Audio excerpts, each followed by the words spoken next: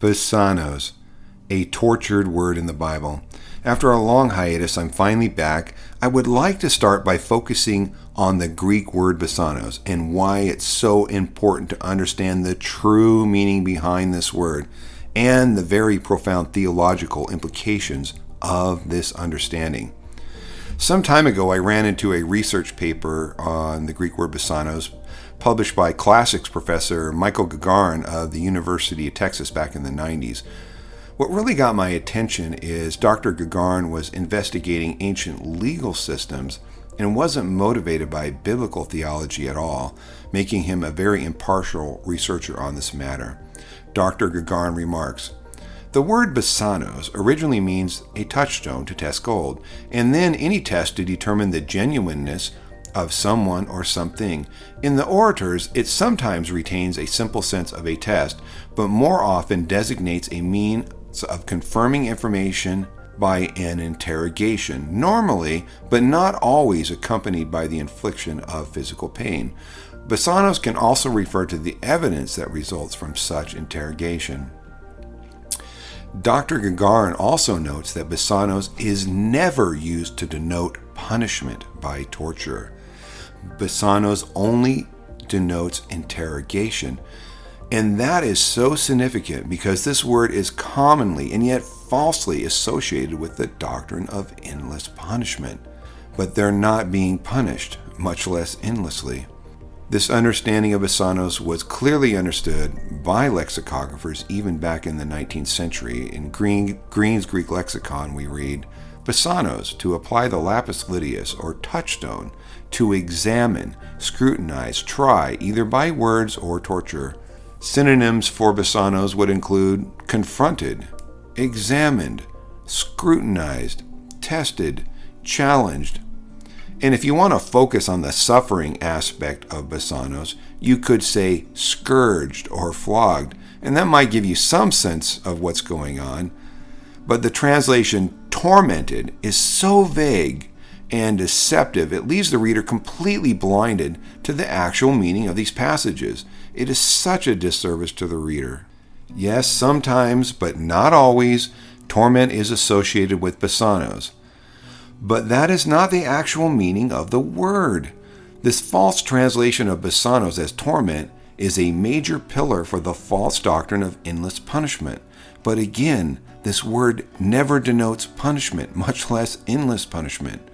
So I'm knocking that pillar down right now.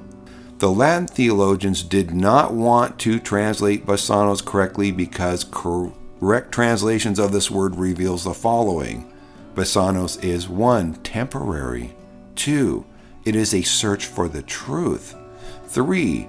There's a purpose behind it, namely the restoration of the sinner.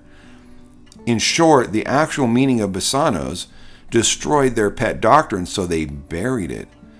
But they were correct that it does infer suffering in some sense.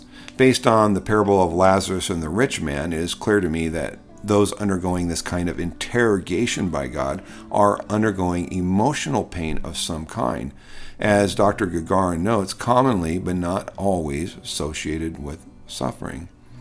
He cried out, "Father Abraham, have mercy on me, and send Lazarus, that he may dip the tip of his finger in water and cool my tongue, for I am in anguish in this flame." So in light of that, we need to remember Lamentations 3:31-33. "For no one is cast off by the Lord forever.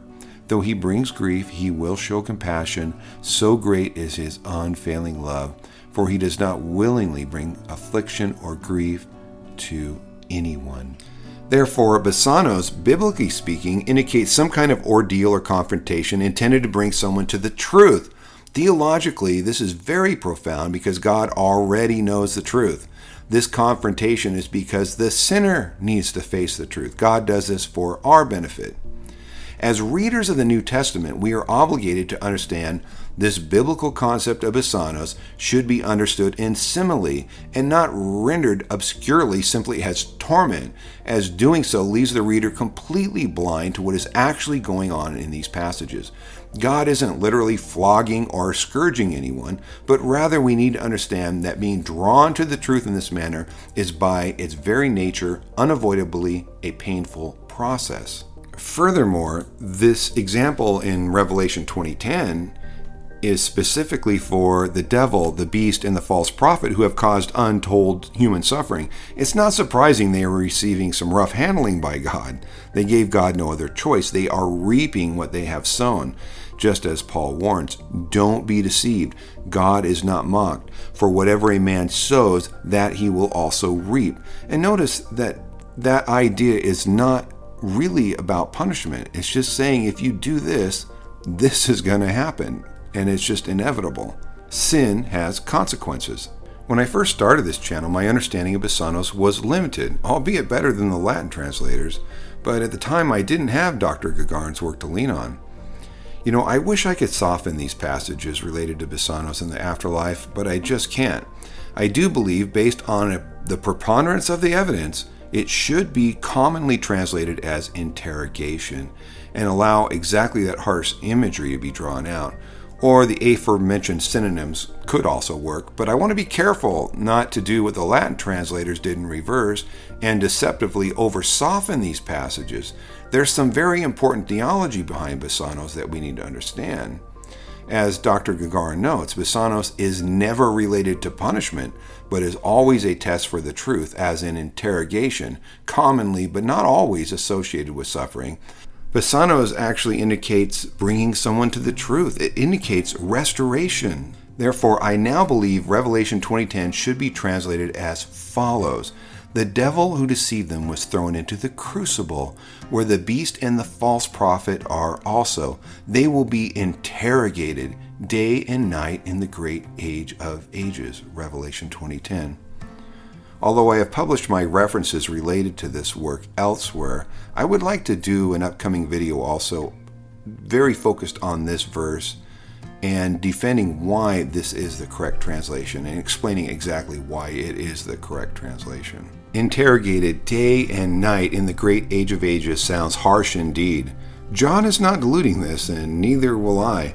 Although not senseless torture, we need to understand it's not pleasant either. We also need to understand basanos in its biblical context. That they are interrogated day and night merely implies continuity of action, not senseless torture without any rest or some idea like that. From the book of Joshua, we read, "This book of the law shall not depart from your mouth, but you shall meditate on it day and night, that you may observe to do according to all that is written therein." As Christian believers, we are to meditate on God's word day and night as well. A kind of self-interrogation in continuity of action. James explains, "For if anyone is a hearer of the word and not a doer, he is like a man looking at his natural face in a mirror, for he sees himself and goes away, and immediately forgets what kind of man he was.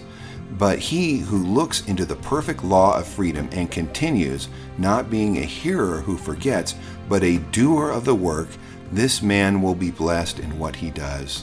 So basanos is actually a very contextually dependent word, and this entire definition that Dr. Gagarin gives us would have come to their mind every time they would see this word, and they would have to apply it to the context of the passage.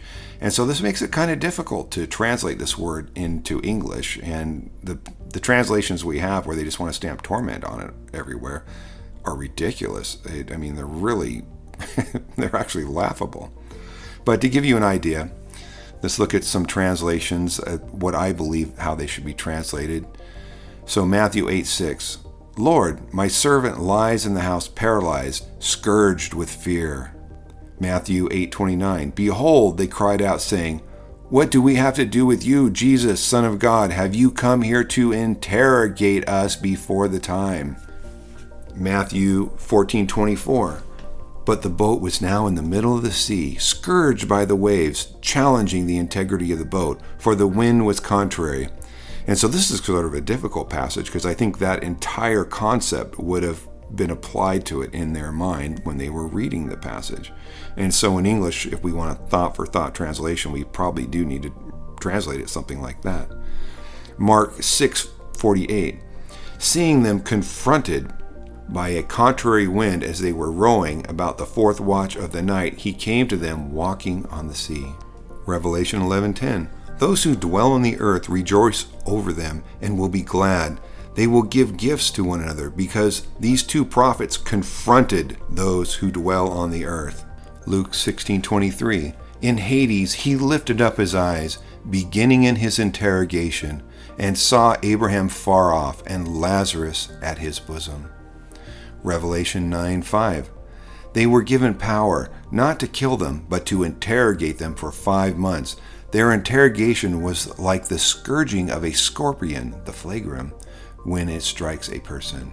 Now, in this context, a scorpion is being used as a euphemism for a Roman flagrum, which isn't unique to Rome. We read this in 1 Kings chapter 12, that King Rehoboam decides that he's going to scourge his disgruntled people with a scorpion, a flagrum, and that was the end of the United Kingdom of Israel. They flew apart and have never been reunited since then. But this is very interesting because the Apostle John is very specifically drawing out this imagery of a nation undergoing an interrogation by the flagrum in simile, and this is parallel to what happened to Christ under Pontius Pilate, who was scourged by a flagrum. And so if this word basanos strongly meant that, then John wouldn't need to draw that out. You would just know that by reading it, right? And so I do find that interesting. Nowhere else in the New Testament is this specific imagery being drawn out related to basanos. So if basanos always just meant scourging by flagrum, then John wouldn't need to force that understanding in Revelation 9:5, but he does. So I hope you can now see how very contextually dependent this Greek word basanos is, and how very important it is to understand this word in its correct context. That God is drawing sinners to the truth, not because God needs to know the truth, but because us sinners need to face the truth. God takes no pleasure in the suffering of anyone. He does this for the sake of the sinner. And I'd like to conclude this message with a quote from Plato using the word basanos. In addition, in all our discussions, we must fit the individual to the species, both questioning and refuting those things that have not been nobly spoken. This rightly becomes the first and finest touchstone, basanos, for human beings, whereas all those who are not genuine but pretend to be so involve everyone in the vainest labor of all. In that same way, I believe we need to question and refute translations of the Bible by putting them to the touchstone, because Bible translations that are not genuine but pretend to be so involve everyone in the vainest labor of all. Yes, basanos indicates a painful process, but it is a process. Translating basanos merely as tormented is highly deceptive, actually, because it leaves the reader completely blind to the fact that basanos is always a search for the truth or genuineness of someone or something. These passages should be translated as interrogation, and I hope some major Bible publisher will have the courage and integrity to do so. You have Dr. Gagarin's work on this topic as your authority. He empirically shows these passages should and must be translated as interrogation and not blindside the reader with endless, meaningless torment, it's just nonsense. And I'll say it again. You don't need to believe in the doctrine of universal restoration to be a Christian. You only need to believe that Jesus Christ is your Savior to be a Christian. But we do need accurate Bible translations, because without it, our eschatology, soteriology, or whateverology will always be misinformed. Calvinism and Arminianism are both hopelessly trying to reconcile the false doctrine of eternal punishment. There's not even punishment going on here. There's interrogation going on, which is interesting. So, at this channel, I've been teaching the ancient Christian doctrine of the apokatastasis, or the doctrine of universal restoration, which is actually not universal salvation. It's actually universal restoration for those who are not saved. And that may sound like semantics to some people, but it probably isn't semantics for those who are going through this interrogation, right? But the doctrine of universal restoration was always the correct doctrine, and it was embraced by some of the most highly regarded theologians of the Christian faith. This is not some crazy New Age doctrine, which I hear a lot of Christians say, this is a New Age doctrine. This is an ancient doctrine. This is what the earliest Christians believed, believe it or not. And it has never disappeared from the faith. It's always been with us. My initial education on this topic was informed by scholars and theologians writing in the 1800s: John Wesley Hanson, Edward Beecher, John Bovey Dodds, Otis Skinner, Frederick Farrar, Thomas Thayer, Hosea Ballou. The latter was almost 200 years ago, clearly understanding this ancient doctrine 200 years ago. Modern scholars like Dr. Eloria Ramelli, David Bentley Hart, Robin Perry have written extensively about this with overwhelming evidence for the correctness of this doctrine, or at least overwhelming evidence that this was a view held by early Christians. And actually, all through Christian history, there have been people who were understood this. So when we correct these incorrect Bible translations, we can see what the earliest Christians could see. The concept of endless punishment is nowhere in the text. Not to mention, if the apostles and prophets were trying to teach endless punishment, they were most certainly not being transparent about that idea at all. Watch in their own words.